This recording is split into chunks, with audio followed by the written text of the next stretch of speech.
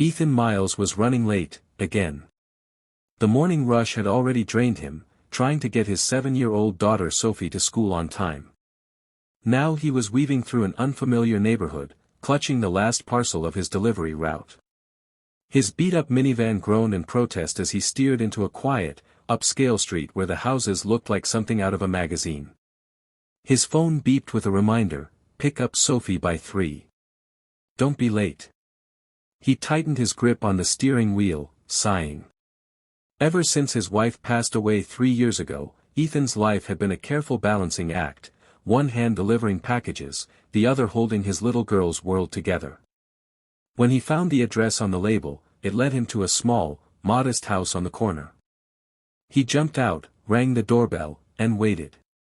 No answer. Not wanting to miss his next stop, he left the parcel by the door and scribbled a quick note, delivered by mistake. "Call me." And stuffed his business card under the box. He didn't think about it again. Until his phone rang 2 hours later. The caller ID showed an unfamiliar number. "Mr. Miles." The voice was quiet but rich, like someone who was used to being listened to. "I believe you delivered a package to the wrong house." "It's mine. Could you come back?" Ethan glanced at the clock. He didn't really have time. But something in that voice, a tinge of loneliness, maybe, made him say, "Sure. Be there soon." When he pulled into the driveway where the caller had directed him, his jaw dropped. A sprawling white mansion rose before him, gleaming in the afternoon sun. Immaculate lawns, marble steps, glass doors, this wasn't just another delivery. He rang the bell, and the door opened almost immediately. Standing there was a woman who looked like she belonged on the cover of Forbes. Her posture was elegant but reserved, her eyes sharp yet tired. "You're Ethan Miles," she said softly. "I'm Claire Whitmore." It took him a second to recognize the name. Claire Whitmore, the CEO of a billion-dollar tech company. She waved him inside with a faint smile. "I found your card," she explained, leading him through a cavernous, beautifully furnished hallway. "Thank you for coming back. Not many would have bothered." He shrugged, feeling suddenly self-conscious in his worn-out jacket. "It's no problem." She handed him the parcel, and he checked the label. Sure enough, he'd mixed up 2 numbers in the address. "Sorry about that," he said. I've had a lot on my mind lately." Her eyes softened. "You have a daughter, don't you?" "Sophie." He froze. "How do you know?" She held up his business card. His website, Miles Ahead Courier, had a photo of him and Sophie on the About page. "Oh. Right." He chuckled awkwardly. "Yeah.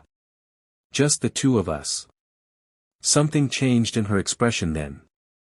She looked away, as though the words had struck a chord she'd forgotten she had. "Just the 2 of you," she repeated. Then she surprised him by asking, "Do you have time for coffee?" He hesitated. He really didn't. But, there was something about the way she asked. Something he recognized, loneliness. So he nodded. They sat in her vast kitchen, sipping coffee in silence at first. Then she spoke. "My husband passed away 2 years ago," she admitted, her voice quiet.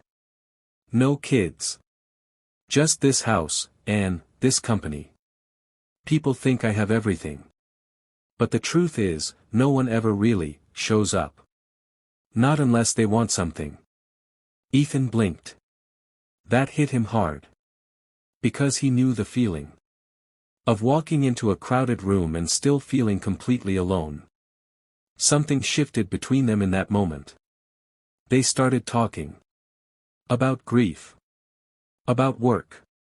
About how hard it was to smile for the sake of others when your own heart felt heavy. He told her about Sophie. About how she loved to draw flowers on his delivery manifests. About her dreams of visiting Disneyland one day, though he couldn't imagine how he'd ever afford it. Claire listened, really listened.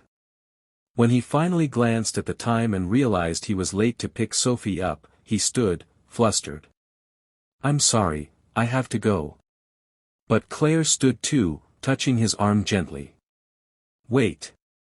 Could you bring Sophie here sometime?" "This house," she trailed off, looking around the cavernous kitchen with a sad smile, "it could use a little more laughter." Ethan wasn't sure what to say. But something in her eyes told him it was more than just a polite offer. It was a plea. 2 weeks later, Sophie was running through Claire's garden, giggling as she chased the butterflies. Claire stood on the patio, watching with a smile that hadn't touched her face in years. Ethan watched her, realizing how much lighter she looked. And how much lighter he felt, too.